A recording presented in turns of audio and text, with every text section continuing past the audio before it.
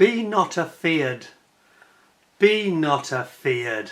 The isle is full of noises, sounds and sweet airs that give delight and hurt not.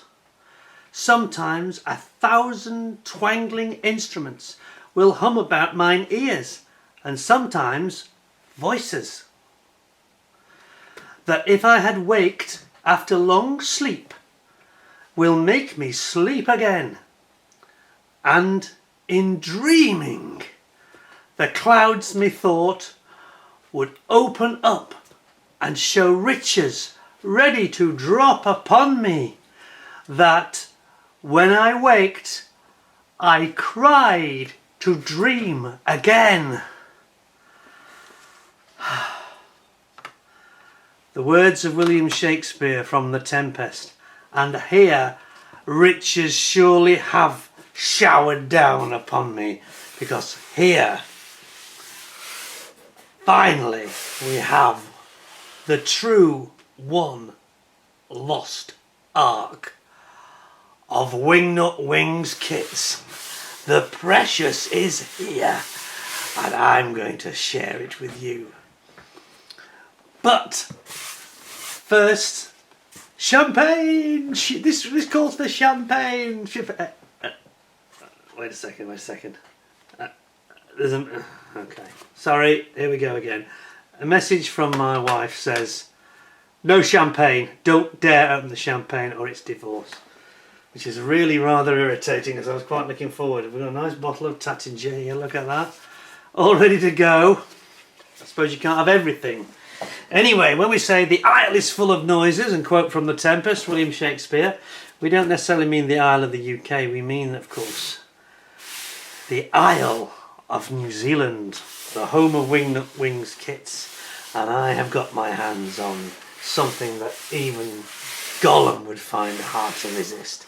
The precious kits from one of the missing, long lost containers of new Wingnut Wings kits.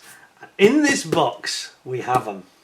So, bit of a preview for you. I'm not going to do a review today, but I am going to unbox them. This has not been opened. I've never opened this. It's still sealed from the supplier.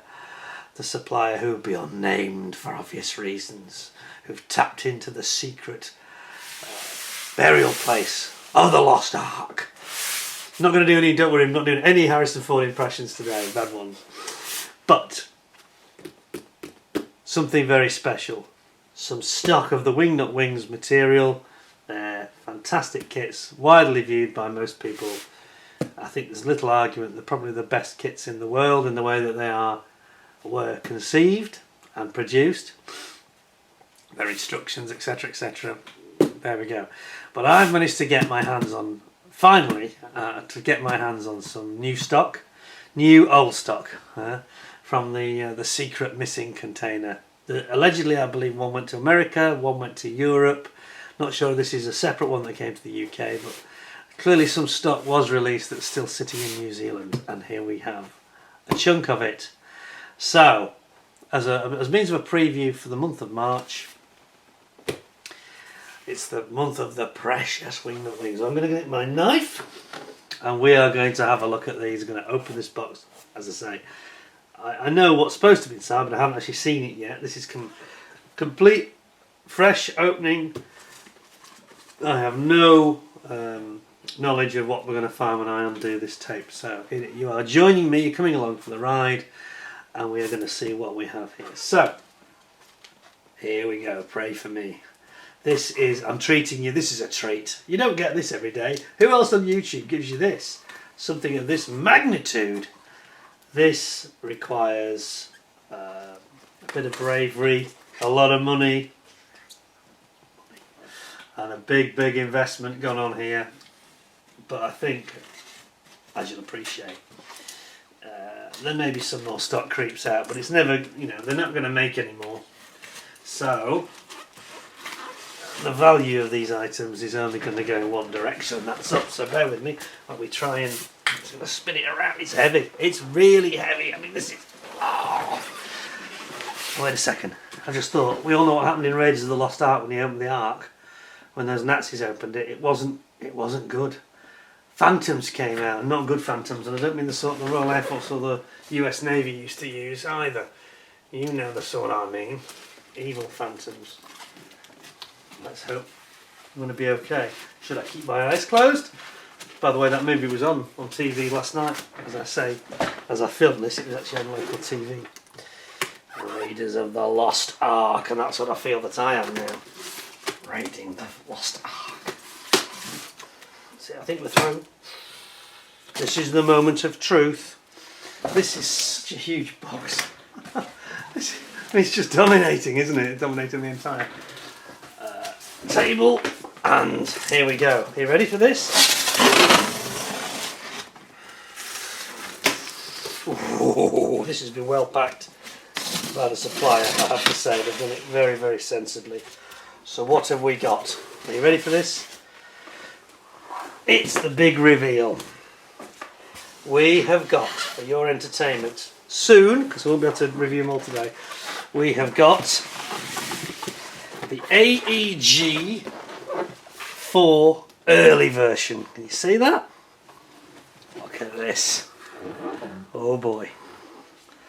That's a nice one. Yep. Let's check it. Yeah, all looks good. All looks good. So that's something I don't think I've seen before. AEG 4 early. So that's the first one. First one out. Next we have the AEG 4 the late version. And that's got this beautiful artwork. Look at that. Get that in. There you go. Isn't that lovely? Beautiful. Yes, yes, yes, yes. And I can't remember, if I'm honest, one or two of these I think I have reviewed, just one or two already, possibly. So I'll be checking that. I won't re-review them if I've done them already.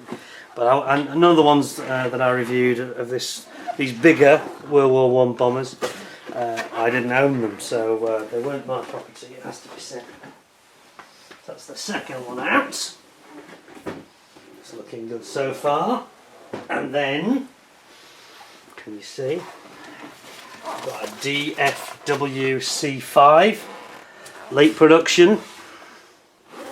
Again, beautiful. Oh yeah. Absolutely stellar. All new, mint condition these. Not second hand, new stock, new old stock. Yeah. And then, that's another two-seater. I need to do my research to get swatting up on these, obviously. But that's a beauty. Then we've got... Oh, this one's actually got... It's not damaged, it's just... I think it's just that the adhesives... Yeah, the adhesives come away. I'll just need to re-adhesive it. But it's a Halberstadt CL2 early. Another one, again, really has the most beautiful artwork in it. Absolutely stunning. So that's the fourth kit to come out. That's 4 so far. Isn't that lovely? So that just needs a bit of glue. I think the glue's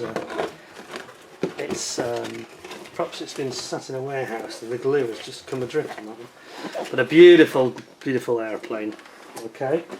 Then we get to the final two. Really serious stuff now. Now stand by your beds for this one. The Gotha UWD. This is the Gotha seaplane. Absolute monster kit. Look at the size of this. This is the full. This is what's taken up with the box so dramatically. No problems with the box on this one. Oh yes, absolutely gorgeous. Stunning. Look at that. What is there not to like? Look at the size of this kit. It's huge, that box. Absolutely massive. I'm struggling now to find places to put them all, so bear with me. Just running around my tripod. And then last, but definitely not least, is the Gotha G1, which is the original Gotha. World War I bomber. Twin gunners for defence. Remarkable, aren't they? Absolutely incredible. So there you go, some big and very beautiful kits from Wingnut Wings. They're all brand new stock that's just been basically mothballed in New Zealand and has finally come through to us. for your viewing pleasure, we'll be having a proper look at that. Each one of them, in fact. I'm going to put that again off to the side. It's safe. And as if that wasn't spoiling you enough, we have got one more thing. I'm going to have to move this. It's absolutely huge, this box. It's just massive. Got to get it off my desk. The workbench is just dwarfed by it. Look at the size of that thing. Jeez. There we go. Right. Whew, can actually breathe again. So let's just bring some of these back and put them up in the background so that you can see them properly. So look at that. We've got the Gotha, the G1. We've got the UWD, the seaplane. I believe there's only one of these ever actually made. I understand. And our friend Jason at Model Kit Stuff is actually building this at the moment, so you should check out his channel because I think that you'll enjoy that. He's doing a lovely job of it as well. Me? No. Build it! Are you crazy? What are you thinking of? Do you know what these cost? No, I'm not touching it, okay? And then we've got, just bring them back in. So we've got, this is the one that just needs a little bit of TLC on its box. I think it's just the hot melt glue's failed on the Halberstadt. And we've got the AGs, and we've got the G4 early, we've got the G4 late. Oh, so many of them. Oh, so much to take in. G4 early, G4 late's over there. And then the one we pulled out first, which was the DFW. There you go. Quite a haul. It's hard not to be excited like Gollum, to be honest, because they are remarkable. You know, they are remarkable kits, and you're not going to be able to get your hands. I mean, I've just seen, I think it was the float plane, the UWD. I think that was for sale. Somebody had it for sale at the show I went to in Nantwich, and it was, well, they wanted £280, £250 for the Hermann Göring's Fokker. Excuse me. That I think was something like £360. I think somebody wanted for it. I didn't pay that much, but I won't go into the details. But yeah, I got these all at, because they're all the medium to larger kits, as you can see, and I got them all at about 20-25% more than they were when they first came out, which is cheap. Because if you go on eBay and see the price of some of these, as I mentioned at the show yesterday, it's just horrendous. Crazy prices. So quite a big investment here, but I think it's, bear in mind I've got the YouTube channel. I thought to myself, well, I'm not risking anything here. If I buy these, I'm not risking money, because they're only going to go in, you know, the value will only go in one direction, and that's up. Even if more are released from stock, they're not going to make any more, so there is a finite quantity left. You know, if I want to sell them on and get top dollar in the future, then I just have to be patient. But it makes me tempted to make maybe one, maybe two. Maybe not the big ones, because they're going to take up a lot of room, but maybe one or two of the small ones. Maybe this DFW, that's quite nice. I do need, the more I've got of Wingnut Wings, the more likely I am to actually build one, I have to say. So I think that's a good thing. I know a lot of people have commented recently when I did the Albatross D5. Several people said, well, you know, there shouldn't be a museum piece. It's difficult though, isn't it? You know that it's a lot of money and it's going to go up in value. And it's entirely down to the individual about whether you want to build it and enjoy, because you will enjoy it. You know, I mean, I've just been through this hell of the Sea Harrier, and the champagne my wife has forbidden me from drinking today. It's kind of reserved for when I finish the Sea Harrier, because it's been such a trial of a kit that I thought would be reasonably straightforward, and it has been a nightmare for lots of reasons that many of you will be aware of. So these are the sort of kits that, yeah, they're not simple. They're very intricate, obviously, but they are beautifully conceived, beautifully moulded. The instructions leave you in no doubt, you know, about the correct way they're supposed to be assembled, unlike my experience with the Harrier. So they are beautiful things to actually assemble, and if you wanted to really treat yourself and thought, I'm going to treat myself to something special this year, then you would probably build one of these. So it's entirely up to the individual whether you want to keep them and sell them on, or just collect them. I mean, the pleasure that we will all jointly have when I go through these, I think that's going to be really nice as well, to actually just look at them again and see them again. I've got to say, there's no smell from these, so they haven't been sort of stored in some dingy, dirty, dark, mouldy sort of corner or anything. There's no odour or anything like that. They're all like they're new. Just the one that's got a little bit of issue with its adhesives fail on the box, that's all. But the rest are completely like new. So that's something for us all to enjoy. So you're going to sit back, we're going to have a few of these. I'll probably do one every week actually for the next 6 weeks. But I've got more for you for the spring coming up. Another absolute treat for you to look forward to. Another classic from the bygone era. Now it's not a new kit, it's not a new tool, but it has just been reissued, and it is the Dambusters Lancaster Bomber from Tamiya.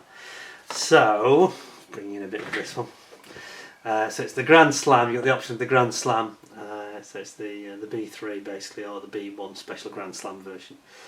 Of course, it has a couple of interesting points on it. This kit does have, unusually, to show you the side, it's got the Grand Slam bomb there, and it has got the other side with the Dambusters option with the upkeep mine, which of course was used on the Ada, the Mona and the Sulper dams. And interestingly, I don't know if you've seen this, it actually comes with a pre-painted, it says twin glasswork set. One is pre-painted for you, where the framework is already painted in green. Now you might, if you do it very accurately, you might find you actually need to mask it a bit anyway, and do a little bit of brown on some of that. But it could make the job a lot less than it would be otherwise. But whether you'd do that, I'm not sure. Whether I will build this, I'm not sure. It's just the size of it that puts me off rather than anything else. Now it's not new tool, and it's not superbly sort of 21st century tooling. It dates back to the top of my head here. I think it dates back to the 80s, late 70s, 80s, I think. So it's not going to be like one of their absolutely stellar new kits, and we need to bear that in mind before we even open the box. It's not new tooled. But it's nice that they have reissued it for the 80th anniversary of the Dambusters raids in May 1943 as it was, and now of course 2023. So I thought, I saw it at the show and I saw a couple of them, they're all a bit bashed. This one is mint, literally mint. And I thought, brand new stock, I think from, Tamiya have done a very short run reissue. And I thought, you know what, I think I will have it, because the border model and the Hong Kong ones are too big at 132. Yes, of course, Hong Kong did the 48 scale, which is probably a better kit, I'm sure. But there's something just nice about this, and the fact it's original. So whether I'll collect it, or whether I'll actually build it, but I think we should have a damn good look at it, if nothing else. And as it is the anniversary of the Dambusters, I'll probably keep that back, and we'll maybe have that perhaps around May time, and we'll talk about the Dambusters historically. And I'll do a bit of research for you just to rev up the memory, and we'll talk about the raid. And I thought that'd be quite enjoyable. So something for the future to look forward to. We've got Wingnuts kits in the meantime. I mean, who else spoils you like this to this level? Come on! Do you know what this cost? I could have bought a nice car for the price of this lot anyway. A decent car anyway. I could have had a nice old Golf GTI for what this has cost me. Anyway, I hope you found it interesting. It's just a quick snapshot today. I just wanted to show you me opening the ARK. My eyes haven't burned out. There's been no evil demons have sprung from the box, I'm glad to say. So obviously I must have been good or something, I don't know. But I thought that I thought it's now or never with the Wingnut Wings. You know, if I wanted to collect them, I have already got 10 of them. Sounds a lot now, doesn't it? I've got 16 now. But of the 10, I'm definitely going to build one. I promise I'm going to build one of them. Probably the Sopwith Camel. Maybe the Albatross, trouble is it's the Von Richter one, or maybe I'll do Goering. Certainly I think I'll do the camel, because I always like the Sopwith camel. It's the one World War One plane I always thought looked great. So I think I'll go for that one. Possibly one of these, because I've got a few now here that are similar versions of like the AEG. Yeah, I think we'll have a think about it. But in the meantime, we shall review them for you, bring you some entertainment, something to look forward to. I was quite taken aback actually. I think that we've all, me included, forgotten a little bit just how good they were, and the feedback the other week when I did that one that was not mine, the Albatross D5. People really seemed to enjoy that, and there were more views. It wasn't enormous because World War One is a bit of a niche, as we know, But I got more views than normal for a Wingnut Wings kit, and counting sort of thing. So I thought, yeah, and there was a lot of love from the comments. People were saying, this is how. Yeah, okay, Peter, Especially after my ranting and raving about kinetic, people were saying, yes, that's how it really should be done.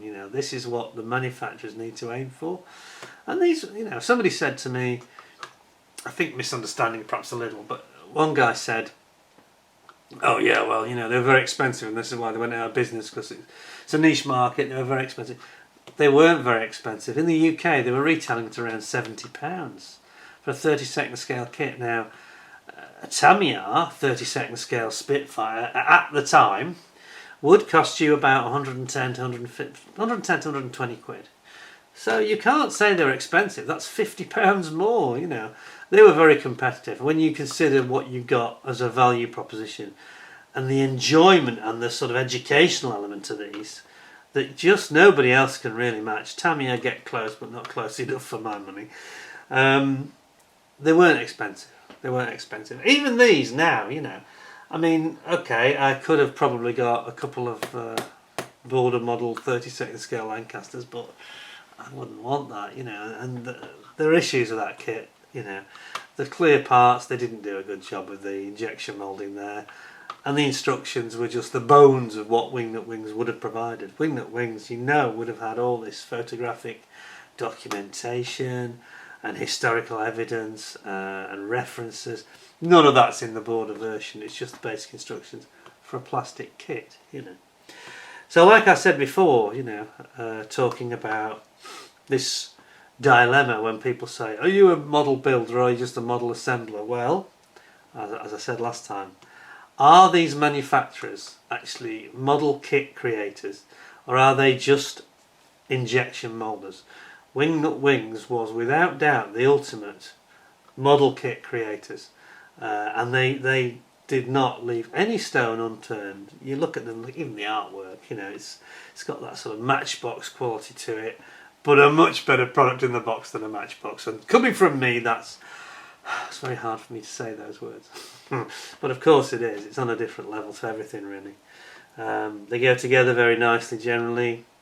And the joy that people get from building these, it does just frustrate you that they didn't branch out into doing other things, and they didn't do that Lancaster sooner, or a Spitfire, or a Focke-Wulf, or a 109, or something like that, It's a shame, because I think the company would have had much more long-term potential, and it's, if we could have had that, it's the frustration is just this one World War One genre, so frustrating. If that could have been turned on to other things, wow, just imagine it, they would have been it would have completely changed the industry if they'd have carried on and spread their wings, so to speak, because the likes of Border and Hong Kong Model and even Great Wall Hobby, people aren't. They're not doing it well enough. The plastic's great, but the rest of it's poor, really. And this is what we're going to now explore. We're going to explore how it should be done, So we're going to have a perhaps slightly jarring Dambusters old school tooling here. But there's some nice documentation that comes with this, actually. Not bad at all. We're going to look at that for the anniversary, perhaps in a month or so's time. And then through March, we're going to be looking at these lovely Wingnut Wings. I hope you'll come along for the ride and join me. Hope you found it interesting to see the ARK finally opened and the riches raining down upon me, which I had to pay for, unfortunately. But I hope you found it interesting. I hope you'll enjoy seeing more of these in the near future as I get my black gloves stuck right in there to them. We won't be opening any bags, of course, but that's just the way it is. But anyway, please come back soon. Thank you very much for joining me. I hope you'll give us a thumbs up, give us 10 out of 10. And I hope to see you in the very near future to join me on this journey into some of the best parts of Wingnut Wings. And in the meantime, I hope you all stay safe, look after yourselves. Thank you very much for joining me, and bye for now.